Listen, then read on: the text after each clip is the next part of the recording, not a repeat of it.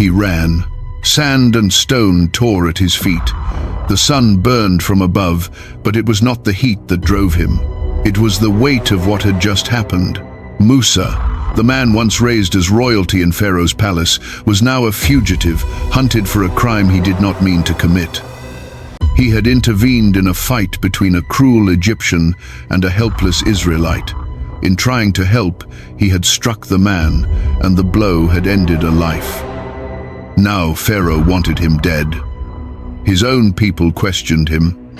His palace life was over. So he ran. Alone, exhausted, with no food or water, he crossed miles of desert, leaving everything behind: his title, his family, his past. Where was he going? But Allah was guiding him. He did not yet know it, but his journey was not one of escape. It was one of purpose. A woman he had never met was waiting for him, not by name, not by intention, but by divine decree. And through her, Allah would begin the next chapter of his mission. From which country are you watching this video? Let us know in the comments and subscribe if your heart finds peace in the stories of the prophets. After days of hunger and hardship, he reached the land of Madian. It was a quiet place, distant from the noise and cruelty of Egypt. Here, he approached a well surrounded by men, rough shepherds, who wrestled for a chance to water their flocks. The scene was chaotic, but what caught his attention was not the noise of the crowd. It was the silence of two women standing to the side, holding back their sheep. They were clearly waiting. They were not weak, but they did not push forward like the men. They waited with patience and dignity, even though the sun blazed and their animals grew restless. Musa, still tired and thirsty himself, approached them. He asked a simple question, sincere and respectful. "What is the matter with you?" And their answer was brief, modest, but deeply telling. "We do not water our flock until the shepherds move away, and our father is an old man." They were not just shepherdesses. They were daughters, fulfilling the duty of a father who could no longer carry the burden. They came not for profit or pride, but out of love and responsibility. And they would rather wait in hardship than compromise their modesty among aggressive men. In that moment, Musa saw something he had not seen in Pharaoh's palace. He saw sincerity, he saw family, he saw honor. He did not ask them for anything. He did not hesitate. Though he was drained to the bone, his sense of justice and mercy moved him into action. He stepped forward, walked through the crowd, and with strength that Allah had preserved in him, he lifted the stone covering the well. It was a feat the men usually did together, several at once, but Musa did it alone. He drew water, filled the troughs, and watered their sheep. And when it was done, he did not wait for thanks. He walked away and sat beneath the shade of a tree, whispering the aching truth of his heart to Allah. "My Lord, I am in need of whatever good you send to me. A man of strength, reduced to desperation, but still kind, still righteous, still patient, and still guided." The two women returned home far earlier than usual. Their father, Prophet Shu'aib, according to most scholars, was surprised. Their routine was slow, and the well was not a place of kindness. But today, something had changed. One of the daughters, Safoora, shared what had happened. She described the man who helped them, not with flattery, but with honesty. He was strong. He was respectful. He walked away expecting nothing. He asked nothing of them, not even their names. And something in her voice hinted at admiration. Quiet, respectful, dignified admiration for a stranger whose character glowed like a light in a world of darkness. The father knew. Righteous men can recognize righteous men, and this one had the signs. He told one of the daughters to return to the well and invite him home. He wanted to know who this man was. He wanted to repay his kindness. And perhaps, though they did not know it yet, Allah was setting something greater into motion. A connection that would reshape the future. A bond that would be built not on romance or wealth, but on faith, trust, and divine timing. She approached him carefully, not with boldness, not with hesitation, but with something that balanced both modesty. The kind of modesty that is noble, not timid, dignified, not afraid. The Qur'an paints the picture with a single phrase that carries such beauty and power. Then one of the two women came to him, walking with modesty. This was Safoora, a young woman raised in the house of a prophet. She was not taught to flirt or flaunt, but to carry herself with humility, self-respect, and faith. And that is exactly what Musa saw. No extravagance, no demand, just the quiet presence of a woman who lived by her values. She said, "My father is inviting you, so that he may reward you for having watered our flock." Her words were simple, but even in her speech there was adab, manners. She did not praise him with excessive compliments. She did not say, "You are so strong," or "You are a hero." She kept her words clear and appropriate. And this was the very essence of the character of a believing woman. She spoke with clarity, and she spoke with dignity. Musa, already weary and hungry, could have asked for food. He could have questioned her. He could have doubted the safety of following a stranger, but he didn't. Because something about the way she carried herself told him everything he needed to know. She wasn't playing tricks. She wasn't using flowery speech. She was being genuine. And her genuineness was rooted in the faith she had been taught by her father Shuaib, a prophet of Allah, a man of wisdom, justice and kindness. As they began the journey to her home, Musa noticed something. The wind was shifting. It tugged at her clothes, and though she was covered and modest, he did not want even the possibility that he would see what was not meant to be seen. So he slowed his steps and told her with sincere adab, "You walk behind me and guide me from there."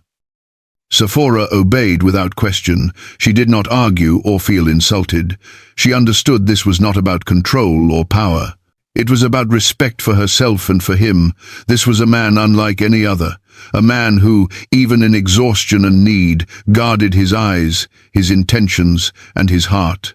A man who respected the boundaries of modesty even when no one else was watching. In those few steps between the well and the home of her father, a connection was built that had nothing to do with touch or conversation. It was a connection rooted in mutual respect, in piety, in quiet admiration. And though neither of them said anything romantic, the foundation for a blessed union was already being laid by the one who writes all stories. When they arrived, Musa entered a house unlike any he had known. Gone were the walls of Pharaoh's palace, with its luxury, its pride, and its corruption. This was a house of peace, a house of worship, a home where faith was not just spoken, but lived. Prophet Shuaib, elderly and wise, listened as Musa recounted his story not with arrogance or self-pity, but with honesty. He told him about Egypt, about the incident with the man he struck, about the fear that gripped him, and the long, desperate journey that brought him to this land. Shuaib listened, his face calm, his heart discerning. When Musa finished, he said words that must have lifted a massive weight from the young man's heart. "Do not fear, you have escaped from the wrongdoing people." These words were more than comfort. They were a statement of truth. You are safe now. You are not in the land of tyrants. Here there is justice. Here there is sanctuary. Here you are seen not as a fugitive, but as a man of courage, dignity, and trust.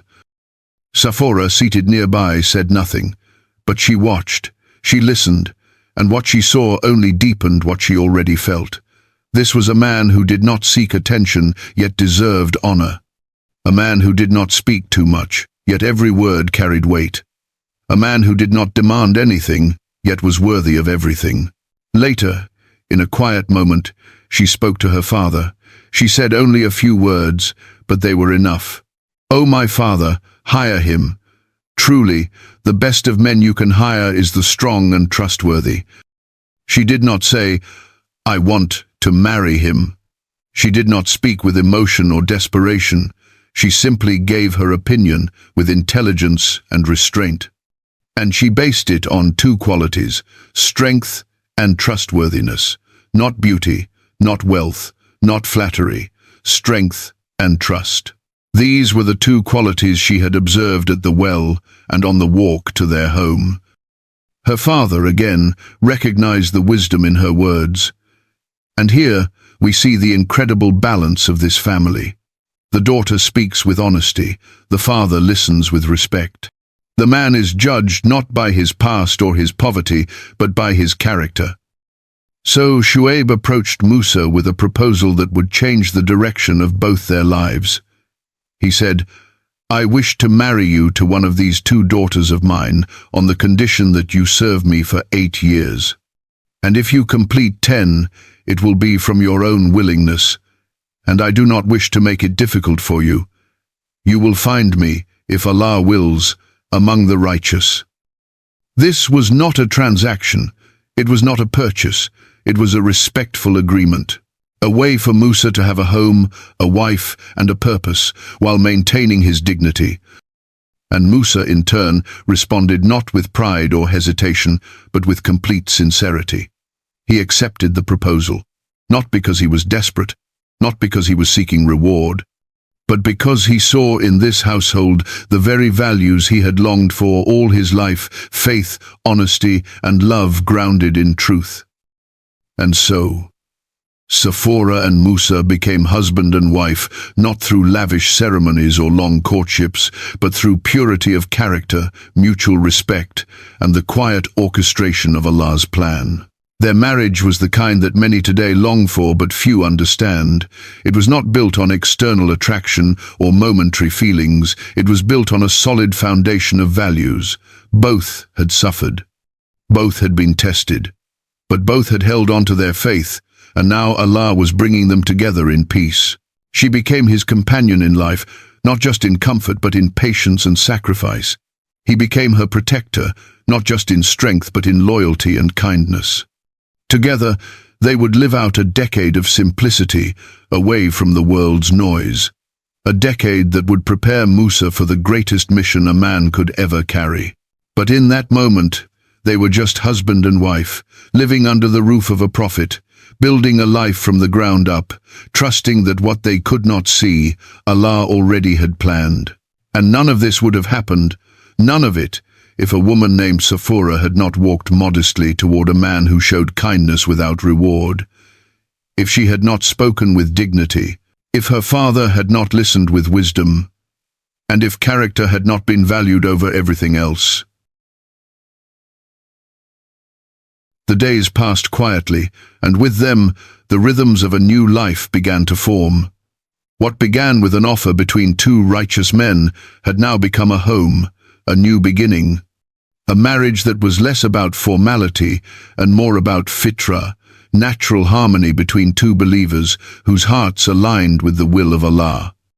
Musa took up the task he had agreed to, working under Shuaib as a shepherd. It was humble work, far removed from the opulence of Pharaoh's courts, but it was honest, it was peaceful, it was grounding. He would wake early, tend to the animals, lead them to pasture, guard them from harm, and return only after they had drunk their fill. His days were filled with quiet, and in that quiet his soul was healing. And Safoora, now his wife, adjusted to her new role with grace. She was not merely a woman of the home, she was a woman of insight, patience, and inner strength. She did not overwhelm Musa with words, she did not crowd him with needs, she gave him space when he needed reflection, and presence when he needed companionship. She was not the kind of woman who sought attention, she sought sincerity. In her, Musa found something he had never truly known before, sakina, tranquility of the heart. This wasn't the kind of love that burns quickly and dies out. It was the love that builds slowly, like a tree growing from deep roots. And each day as they lived, worked, and prayed side by side, that tree grew stronger. There were no palaces here, no gold, no music, no servants, Just a simple home in a righteous household, surrounded by nature, filled with the remembrance of Allah. And in that space, they began to understand the meaning of barakah, the blessing that multiplies silently, invisibly, but powerfully. Musa fulfilled his promise with diligence. 8 years of service passed, and the time came to choose. Would he stay 2 more or depart? But there was no hesitation in his heart. He chose to complete 10, not because he was bound, not because he was asked, but because he wanted to give more. Because loyalty was in his nature. Because he had come to love not just his wife, but her family, her father, and the life they had built together. And it was in these years, quiet, faithful, and steady, that Allah was preparing Musa for what was to come. Because you see, prophethood is not granted in a moment. It is shaped in silence, in suffering, in patience, and in obedience to Allah when no one is watching. These were not wasted years. They were training years. Years in which his body grew stronger, his soul more grounded, his heart more attuned to divine wisdom. Years in which Safoora, unknowingly, was becoming the woman who would support a prophet. A woman who could endure with grace what others would collapse under. A woman of quiet strength. And during these years, something beautiful grew between them, a sense of mutual dependence. Not dependence in the worldly sense, but in the emotional and spiritual sense. She depended on his protection, his provision, and his leadership. He depended on her peace, her sincerity, and her steadfastness. They lived far from the noise of Egypt, but they were not forgotten, for Allah never forgets his righteous servants. As the 10th year drew to a close, a new feeling began to stir in Musa's heart. A call, not a voice, not a vision, but a pull deep and undeniable. It was time to move, time to return to Egypt. Not in fear, as he had once left, but with a mission yet to be revealed. He informed Safoora, and true to her character, she did not protest, she did not cry, she did not say, "But we have built a life here." She simply prepared to go. Her strength was not in loud declarations, it was in her submission to Allah's plan. And so, they set out. She traveled beside him, across the open lands, with her children and whatever belongings they could carry. The journey was not luxurious, it was not easy. The desert offered no comfort. The nights were cold, the days hot, and the terrain unkind, but still she walked beside him. And then came a night unlike any other, a night that would split history into 2 halves before and after. As they camped near Mount Tur, Musa saw a fire in the distance, a glowing light, flickering in the dark. He told his family, "Stay here. I have seen a fire. Perhaps I can bring you some of it, or find someone to guide us." Safoora stayed behind with the children, watching him disappear into the night, unaware that this fire was not fire at all, but light from the divine. At that sacred mountain, Musa would experience what no man alive had ever experienced before. A voice, clear, commanding, majestic, called to him, "O Musa, indeed I am your Lord. So remove your sandals. You are in the sacred valley of Tuwa." There, Allah gave him the most powerful mission on earth. To go back to Pharaoh, to deliver the message, to liberate the people, to stand alone against tyranny with the backing of the one who needs no army. When he returned to his family, Musa was no longer the man who had left. He was now a prophet, a messenger, chosen. And Safoora, may Allah be pleased with her, was the first to witness the glow of prophethood in his eyes. She did not ask for details, she did not panic. She knew somehow that everything was about to change, but her faith did not shake. Because when you live your life with Allah at the center, change does not terrify you, it strengthens you. They gathered their belongings and continued the journey, but the path ahead was now filled with purpose. Musa would face Pharaoh, he would perform miracles, he would lead a nation, he would stand in the face of unimaginable power. But he would not do it alone. because behind him, at every step, was a woman who had walked with modesty, spoken with wisdom, waited with patience, and now walked forward with unshakable trust in the decree of Allah. She was not a prophet. She was not given miracles. She was not given scriptures. But she was given something just as noble, the honor of standing beside one. The fire that Musa had seen was unlike anything on earth. It danced upon the mountain, yet gave no smoke. It burned, yet gave no heat. It called to him not with flames, but with revelation. There, on the sacred ground of Tuwa, Allah, the Most High, addressed Musa directly. It was not a dream. It was not a vision. It was real. His ears heard what few humans would ever hear. Indeed, I am Allah. There is no deity except me, so worship me and establish prayer for my remembrance. It was in that moment that a shepherd became a prophet, a fugitive became a messenger, a husband and father now carried the weight of a nation's deliverance.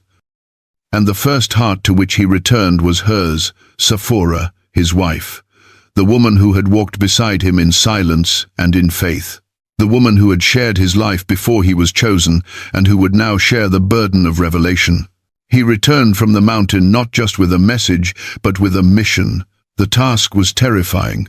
To go back to Egypt, to speak truth to Pharaoh, the man he had once called family, the tyrant who now ruled with cruelty unmatched. To demand, not beg for the freedom of the oppressed. To stand in front of the most powerful man on earth and say, "Indeed, I am a messenger from the Lord of the worlds." And yet, when he shared what had happened, Safoora did not ask, "Why you?" She did not say, "What about us?" She did not try to pull him back. She did not panic or protest. Her face did not break with fear, because her heart was already trained to submit to Allah's decree. She had no title. She held no staff. But in that tent, in that moment, she became part of a story that would shape the Ummah forever. Their journey continued, not one of comfort, but of sacrifice. Musa would go to Egypt with his brother Harun, as Allah commanded. But behind him stood the woman who had walked every desert step beside him, who had seen the fear in his eyes and the light that replaced it. Safoora's name would not be echoed in the declarations before Pharaoh. Her hands would not split the sea. Her voice would not call the people to rise. But her presence, quiet, constant, and faithful, was as essential as the miracles, because every man who walks into destiny does so on the strength of those who believe in him when no one else does. She was the first to believe in him as a prophet, the first to listen to his fears, the first to witness the moment he lowered his head to the command of the Almighty. While Musa faced the court of Pharaoh and delivered Allah's commands with unwavering courage, it was Safoora who held the home together. It was she who raised their children with gentleness and tawhid. It was she who endured the uncertainty, the danger, and the long nights with sabr so profound that it is woven into the legacy of the righteous, even if not spoken from the minbar. We often speak of the miracles, the staff turning into a serpent, the hand that shone with divine light, the waters of the Red Sea parting for the believers and crashing down upon the army of Pharaoh. But behind these divine signs stood homes built on quiet strength. Women like Safoora, who never demanded spotlight, who never sought recognition, yet without whom the mission of the prophets would not be complete. There is something holy in a wife's silence when it is full of faith, in her patience when the road is uncertain, in her loyalty when the world is falling apart. That kind of devotion does not make headlines, but it moves mountains in the sight of Allah. And so, when Musa returned again and again from his encounters with Pharaoh, sometimes weary, sometimes rejected, sometimes in awe of the signs Allah had given him, it was Safoora's presence that steadied him. She was his stillness when the world raged. We are not told many details about her life after Musa's prophethood. That silence is not emptiness, it is honor, because her role was not to lead armies or call the people. Her role was to be the home to which a prophet returned, the mother who would raise children in the shadow of revelation, the believer whose strength held quietly beneath the surface of a history dominated by men. And in that silence is a powerful truth, that Allah honors those who are sincere, even if the world forgets their names. She is not mentioned in the Qur'an by name, but she is remembered by Allah, and that is the only remembrance that matters. For it was her modest walk that brought Musa to her father, her brief, wise words that led to his employment, her character that impressed him before any marriage proposal, and her presence that gave him a home in his exile. Without Safoora, there would still have been Musa, but with Safoora, there was healing. With Safoora, there was love grounded in faith. With Safoora, there was the type of companionship that Allah Himself describes as a garment for you, and you are a garment for them. When we talk of legacies, we must remember hers. The legacy of the woman who saw a stranger at a well and recognized something in him. The legacy of the wife who gave without demand. The legacy of the believer who, though not given prophethood, was chosen to be beside one. In a world obsessed with noise and fame, her life whispers a deeper truth, that real power does not always roar. Sometimes it walks quietly, speaks gently, waits patiently, and loves with pure intention. This was Safoora. May Allah be pleased with her, the woman who changed the destiny of Prophet Musa because she lived with integrity, walked with modesty, spoke with wisdom, and loved for the sake of Allah. A woman forgotten by many but never forgotten by the Lord of the worlds.